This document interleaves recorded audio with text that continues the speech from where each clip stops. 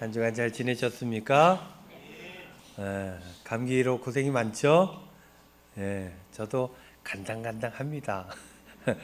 여러분들 감기 조심하시고 걸린 분들은 따뜻하게 하시고 잘 드시고 좀 쉬셔서 건강 속히 회복할 수 있기를 우리 주님의 이름으로 축원드립니다.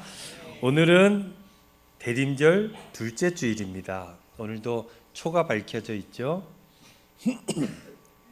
초가 2개씩 밝혀져 있습니다. 대림절 둘째 주죠.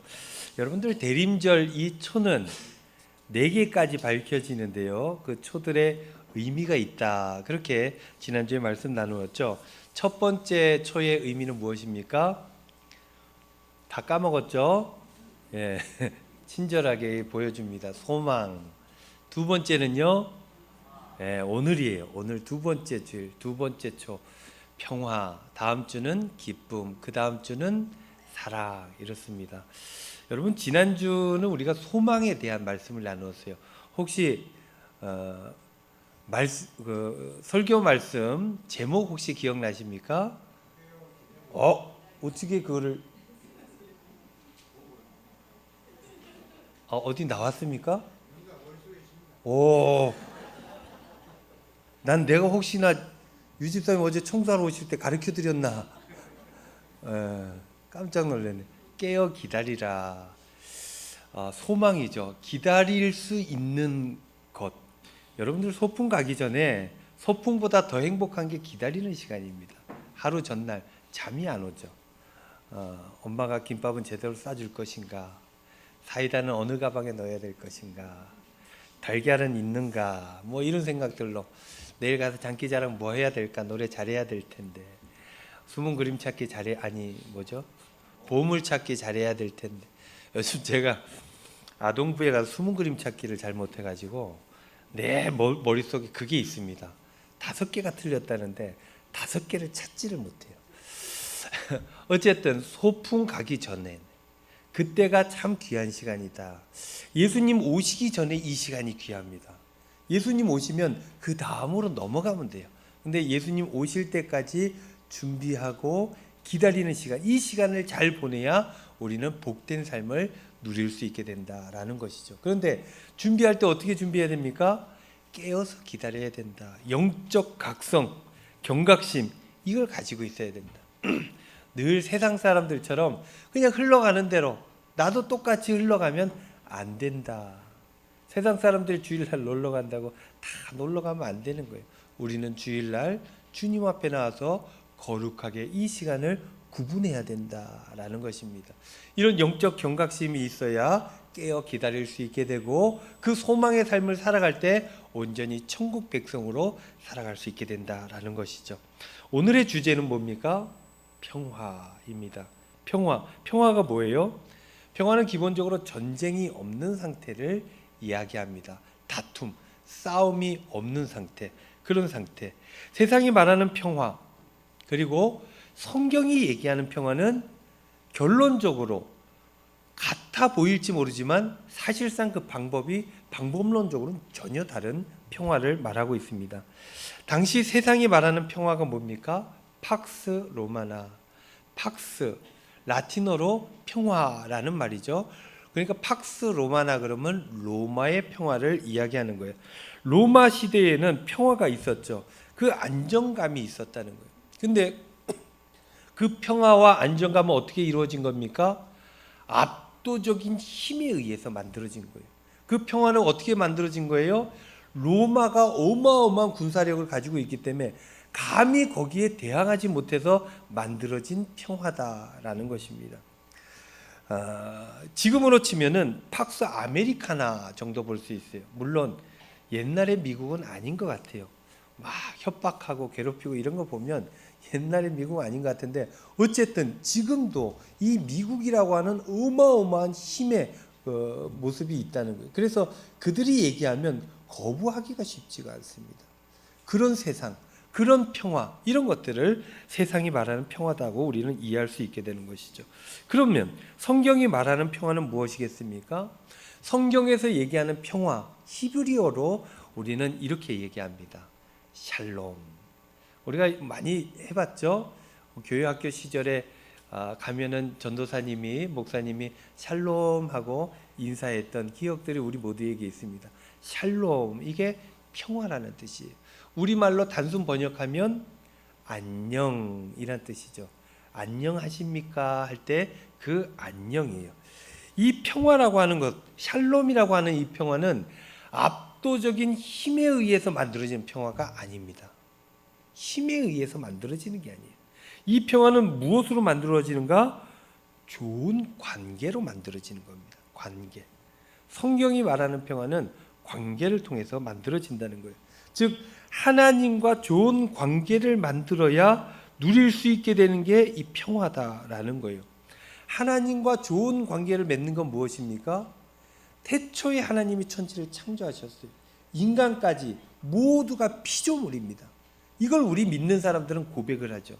그렇기 때문에 하나님께서 만들어주신 법칙이라는 게 있어요. 그것을 따르며 살아가는 것을 우리는 보통 순리다라고 얘기합니다. 순리를 따라 살아야 걱정 근심이 없다. 순리를 해치지 않아야 평안하다라는 얘기들을 우리 어른들이 많이 하지 않습니까? 그 순리, 하나님의 법도 그것을 따라 살아가야 하나님과 관계가 잘 맺어진다는 거예요. 하나님 뜻대로 살아가는 게 관계가 잘 맺어지는 거고, 그렇게 피조물들끼리 조화롭게 서로 양보하고 이해하고 관계를 맺으며 살아가는 삶, 그 삶의 자리에 나타나는 축복이 바로 평화다라는 것입니다. 그렇게 안녕이라고 하는 것은 나의 실천을 통해서 이루어지게 된다라는 것이죠. 이 대림절 두 번째 초의 의미, 바로 평안입니다. 이런 평화를 말하고 있는 거예요. 사랑하는 성도 여러분, 이 평화는 관계로 만들어진다고 했잖아요. 하나님과의 관계를 잘 회복하시고 잘 유지하셔서 평안한 삶을, 평화를 누리는 저와 여러분들 다 되시기를 우리 주님의 이름으로 축원드립니다. 이 평화를 얘기할 때 따라오는 단어가 하나 있어요. 그게 바로 회개입니다. 왜 회개와 평화를 대림절 둘째 주에 같이 이야기하는가 찾아봤더니 그럴 만한 이유가 있는 거예요. 물론 이 앞에서 다 얘기를 했지만, 그래서 관련된 말씀이 바로 오늘 본문 말씀이에요. 오늘 본문 말씀에 나오는 사람은 바로 세례자 요한입니다. 세례 요한이라고 우리는 부르죠. 이 세례자 요한은 어떤 사람입니까? 찾아보면 세 가지를 우리에게 알려주고, 우리도 이 세 가지를 알고 있죠. 첫 번째, 세례 요한은 그리스도의 선구자로 이야기를 합니다. 우리에게는 어색한 표현이긴 하지만 구글 이런 AI 이런 데 찾아보면 이렇게 나와요. 이게 무슨 뜻이냐면 그리스도의 선구자, 예수 그리스도의 앞길에 있다는 거예요. 그러니까 예수님의 길을 예비하는 자로 우리는 받아들일 수 있게 되는 것입니다. 그리고 두 번째, 세례 요한은 뭐였습니까? 말 그대로 사도 요한과 구분되는 세례 요한이라는 타이틀을 붙인 것은 세례를 베푸는 사람이었기 때문이에요. 죄짓고 하나님 나라와 멀어진 사람들을 세례를 베풀므로 새로운 세상을 열어주는 그 일들을 바로 세례 요한이 했기 때문입니다. 그렇게 세상에서 새로운 세상을 열어가려고 애쓰고 노력했던 세례 요한의 마지막은 어떻게 됩니까? 순교, 죽음으로 끝이 냈다. 그 왕에게 올바른 소리 한마디 했다가 붙들려 가서 죽게 되는, 어이없이 죽게 되는 거예요. 그런 삶으로 이 세례 요한을 우리가 이해하고 있는 것입니다. 그런데 그 가운데 첫 번째, 이 그리스도의 선구자라고 하는 것, 이것을 성경 표현대로 하자면 예수 그리스도를 예비하는 그런 일을 했던 사람이다라는 거예요. 그러니까 예수님을 예비했는데, 그러면 예수님을 예비했다는 것은 어떤 의미인가? 세례 요한이 얘기하는 그 예수님을 예비하는 일, 예수님이 어떤 분인지 어떻게 규정하고 있는지를 우리는 살펴봐야 되는 것이죠. 예수님은 어떤 분이십니까? 이사야 9장 6절 말씀 보면 이런 말씀이 있어요. 이는 한 아기가 우리에게 낳고 한 아들을 우리에게 주신 바 되었는데 그의 어깨에는 정사를 메었고 그의 이름은 기묘자라 모사라 전능하신 하나님이라 영존하시는 아버지라 평강의 왕이라 할 것임이라 그랬습니다. 예수님 구원자 메시아 예수가 이 땅에 오게 되는데 그 옛날 이사야가 예언한 거 아닙니까? 그 예수란 사람은 어떤 분이냐? 어깨에는 정사를 메신 분이고 그 이름 별명이죠. 기묘자라 모사라 또 전능하신 하나님 그분은 하나님이다. 영존하시는 아버지 구약 시대의 아버지 하나님으로 불렀던 그 하나님의 다른 이름이 바로 예수다라는 거예요. 그리고 마지막으로 이렇게 지칭합니다. 평강의 왕이다. 그러니까 평화라는 거예요. 평화 중에서도 평화라는 거예요. 평강의 왕. 그렇게 예수님은 어떤 분이신가? 평화의 왕이다. 이렇게 규정을 했다라는 거예요.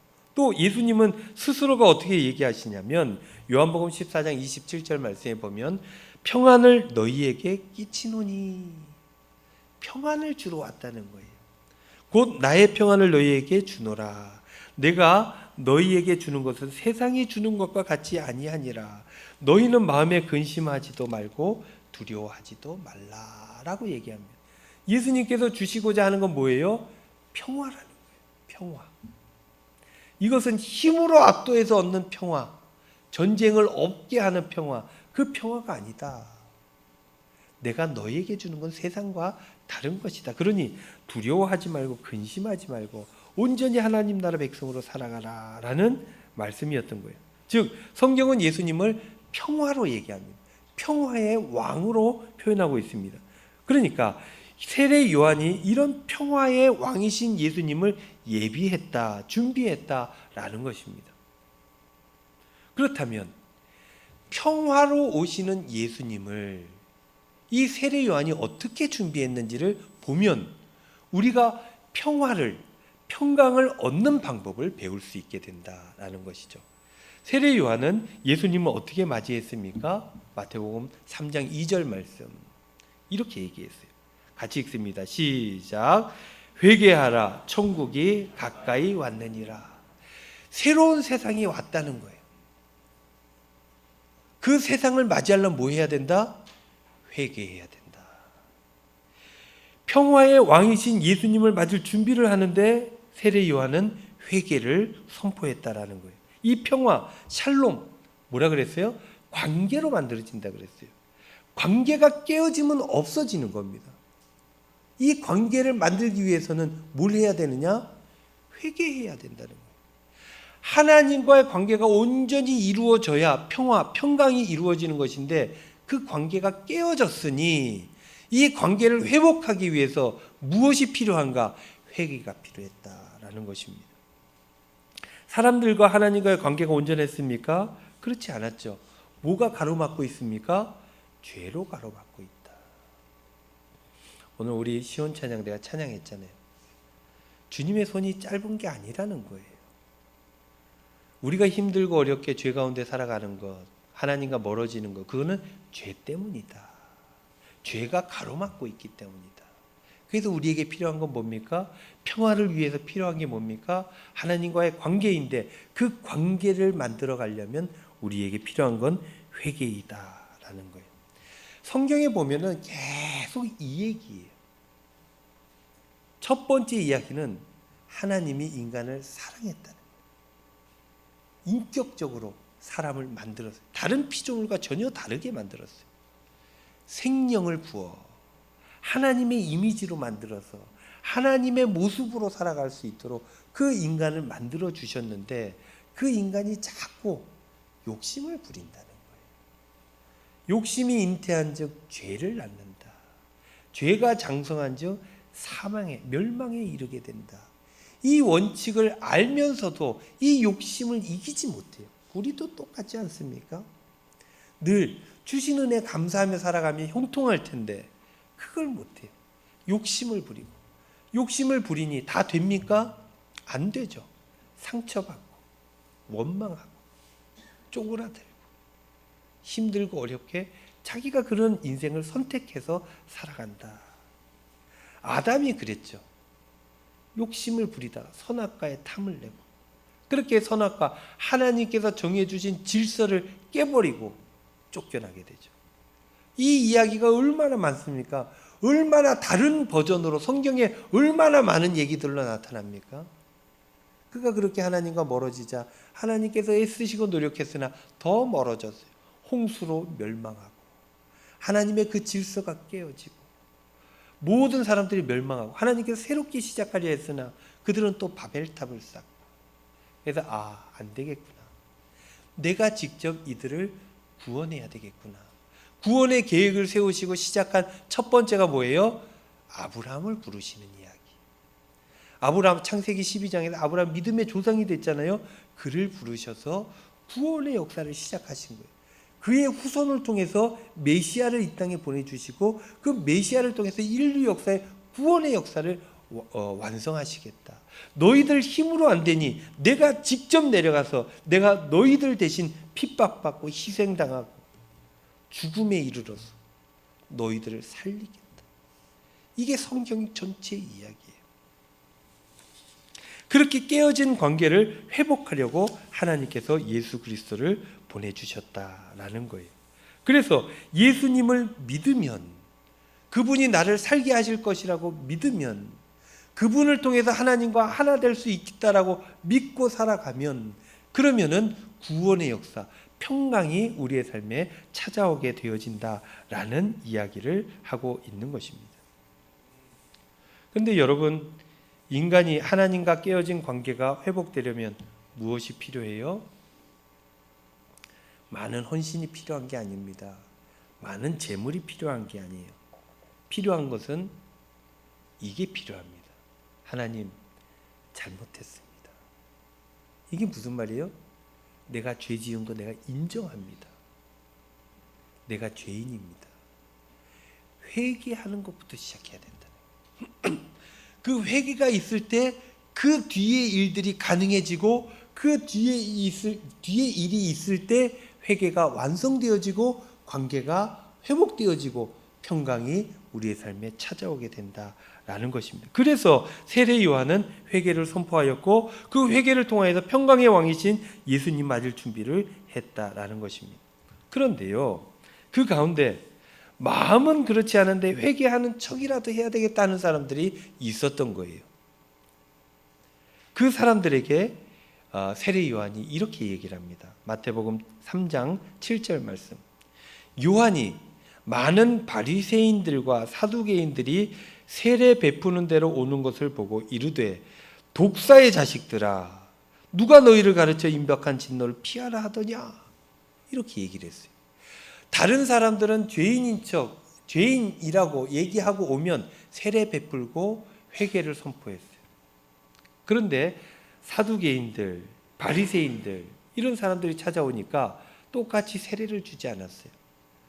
쌍욕을 했어요. 쌍욕.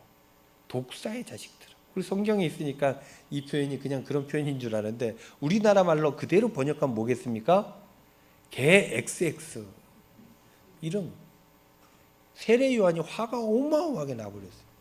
이놈들, 니네들이 임박한 진노를 피하려고 이렇게 얄팍한 수를 쓰는구나 하고 욕을 했다는 거예요. 왜 세례 요한은 이렇게 분노했을까? 그 다음 절을 보면 알 수 있게 되는데요. 마태복음 3장 8절 9절 말씀 이렇게 나옵니다. 그러므로 회개에 합당한 열매를 맺고, 열매가 없는 것들이 진짜 회개하려고 하는 것도 아니면서 니네들은 니네들이 가지고 있는 그 기득권 그대로 유지하고 니네들 중심으로 살아가려고 하면서 뭐가 이렇게 회개하는 척 이렇게 하느냐, 이 독사의 자식들아 그랬던 거예요. 9절 말씀. 속으로 아브라함이 우리 조상이라고 생각하지 말라. 내가 너희에게 이르노니 하나님이 능히 이 돌들로도 아브라함의 자손이 되게 하시리라. 선민의식 그거 갖지 말라라는 거예요. 니네들이 뭔데? 니네들이 하는 게 뭐가 있는데? 나쁜 짓만 하잖아. 죄 짓잖아. 죄를 온전히 회개할 마음도 없잖아. 그런데 여기 나와서 회개한다고? 세례받겠다고? 아브라함의 자손이라고 생각조차 하지 마라. 이 돌들 가지고도 하나님께서는 다 아브라함의 자손을 만들 텐데 너희들은 안 된다. 이런 얘기예요. 회개에 합당한 열매가 있어야 된다. 손쉽게 얻으려고 하는 거 그거 다 가짜고 거짓말이다 라고 얘기했던 거예요. 여러분, 진심이라고 하는 것은 드러나게 돼 있어요. 우린 사람들 보면 알잖아요. 눈빛만 보면 압니다. 저게 진심으로 얘기하는지 그냥 얄팍한 수로 거짓으로 이 상황을 넘기려고 얘기하는지 금방 알아요. 진심은 몸으로 삶으로 드러나게 돼 있는 거예요. 그러나 몸으로 삶으로 드러나지 않아요. 그건 거짓입니다. 실제 마음이 진심이라 할지라도 실제 드러나지 않아요. 거짓입니다. 입술로만 회개하는 것 그거 잘못이라고, 구체적인 삶의 변화가 있어야 한다고 세례 요한은 강조하고 있었던 거예요. 회개가 있어야 회복이 되어지고 그래야 평화를 누리는데 그 회개가 진정으로 회개가 되려면 합당한 열매가 있어야 된다라는 것입니다. 세례 요한은 그러면 어떻게 해야 되느냐 가르쳐주고 있는데요. 마태복음에는 이 이야기가 안 나와요. 누가복음에 보면 세례 요한이 이런 얘기를 해줍니다. 누가복음 3장 10절 말씀. 무리가 물어 이르되 그러면 우리가 무엇을 하리이까? 회개해라 그러니까 그럼 우리가 뭘 해야 되겠습니까? 11절 대답하여 이르되 옷 2벌 있는 자는 옷 없는 자에게 나눠줄 것이요 먹을 것이 있는 자는 그렇게 할 것이라. 이렇게 얘기했어요. 뭡니까? 가진 자들은 없는 자들에게 나눠주라는 거예요. 자기의 것을 주라는 거예요. 이게 뭐예요? 지만 생각하는 그 삶, 자기만 생각하는 그 삶을 벗어나야 된다. 함께 하고 있다는 것을 알아야 된다. 하나님께서 이 피조물을 지을 때 너만 지은 게 아니라 함께 지은 것을 알아야 되고 그 가운데 조화를 이루는 삶, 이게 영역입니다. 하나님을 보는 영안이 있는 사람들은 옆에 있는 사람들이 보여지게 돼 있어요. 그 사람들의 필요를 보고 공감하고 나누는 삶을 살아야 된다. 지만 살겠다고 그거 회개하는 사람의 삶이 아니다라고 얘기하는 거예요. 그리고 12절 말씀 보면 이런 말씀이 있어요. 세리들도 세례를 받고자 하여 와서 이르되 선생이여 우리는 무엇을 하리이까? 여러분, 세리는 당시 유대인들 가운데 가장 나쁜 사람이었습니다. 민족의 돈을 로마에게 바치고 수탈하는 자, 그러니까 로마의 수탈자, 로마의 손인 거예요. 그러니까 얼마나 못되고 나쁘게 보겠습니까? 그런 사람들까지도 나왔어요. 그래서 물어봤어요. 그러다 뭐라 그럽니까? 13절 이르되 부과된 것 외에는 거두지 말라. 네가 고난이 있다 할지라도 그 이상을 하면 안 된다라는 거예요. 주어진 것만 해라. 14절 군인들도 물어 이르되 우리는 무엇을 하리이까 하매 이르되 사람에게서 강탈하지 말며 거짓으로 고발하지 말고 받는 금료를 족한 줄로 알라. 자기가 받은 것이 있어요. 받는 거 월급이 있어요. 근데 그거 이상을 본인이 거둘 수 있어요. 힘이 있으니까, 무기가 있으니까. 그리고 그만한 권한이 그 당시 로마 시대의 유대 사회에 로마 군인으로 들어오면 그거 할 수 있어요. 그러나 그거 하지 말라는 거예요. 다른 사람들을 아프게 하면서 기쁨을 누리려 하지 말라는 거예요. 다른 사람들을 힘들게 하면서 네 욕심을 채우지 말라는 거예요. 그거 하지 말라. 그거 해야 합당한 열매를 맺는 것이다 라고 얘기하는 거예요. 하나님 말씀대로 살라는 것입니다. 그러한 삶을 회개의 증거가 되도록 하라는 거예요. 여러분, 야고보서 2장 17절 말씀에 이런 말씀이 있잖아요. 이와 같이 행함이 없는 믿음은 그 자체가 죽은 것이니라. 말만 하는 거 다 가짜다. 나와서 실질적으로 삶으로 보여주어라 라는 것입니다. 나는 기독교인이라고 하면서 신앙인으로 해야 되는 기본적인 일도 하지 않는 사람들, 하나님의 은혜를 누릴 자격이 없는 사람들, 가짜입니다. 가짜. 나는 교인이에요 라고 설문조사하면 묻는 사람들이 있다는 거예요. 그러나 그 사람들 스스로 나는 정체감을 나는 기독교인이라고 생각하지만 기독교인의 삶을 살아가지 않는다? 가짜입니다. 그 사람들이 회개하겠다고 하나님 앞에 나아가봤자 하나님 관계를 회복할 수가 없다라는 것입니다. 성경을 보면 진정한 회개는 언제나 사랑과 정의의 실천이 있을 때 진정한 회개가 나타난다. 그리고 진정한 하나님 나라가 형성되어진다라고 이야기하고 있는 거예요. 사랑하는 성도 여러분, 우리는 대림절기를 보내고 있습니다. 예수님을 기다리고 있어요. 예수님은 어떻게 기다려야 됩니까? 예수님과 만나려면 회개해야 됩니다. 회개는 어떻게 해야 됩니까? 그 합당한 열매가 있어야 된다라는 것입니다. 여러분들은 어떤 회개가 필요합니까? 무엇을 돌이켜야 됩니까? 만약 여러분들 마음속에 지금 떠오르는 것이 있어요, 그것부터 먼저 돌이켜야 됩니다. 하나님 그래야 만날 수 있어요. 신약 성경에도 보면 하나님 앞에 나아갈 때 뭐부터 하라고요? 싸운 사람들과 화해부터 하고 오라 그랬어요. 그래야 하나님 만난다는 거예요. 세상에서 세상의 가치로 살아가는 것 안 된다. 세상에 살아가지만 하나님의 가치로 살아가야 된다. 그러므로 받는 고난이 있고 어려움이 있고 나의 피해가 있다? 감수해야 된다. 그래야 하늘의 평강이 너희들의 삶의 자리에 나타나게 되고 그 삶을 온전히 누리는 천국 백성의 삶이 되어진다. 대림절기를 보내면서 여러분들 말씀 묵상하고 기도하는 가운데 주님 맞을 준비를 잘 하시기를 바랍니다. 그 준비는 회개로, 그 합당한 열매로 만들어진다. 마음속에 품으시고 온전히 회개자로 하나님 앞에 온전히 서는 저와 여러분들 다 되시기를 우리 주님의 이름으로 축원드립니다. 기도하겠습니다.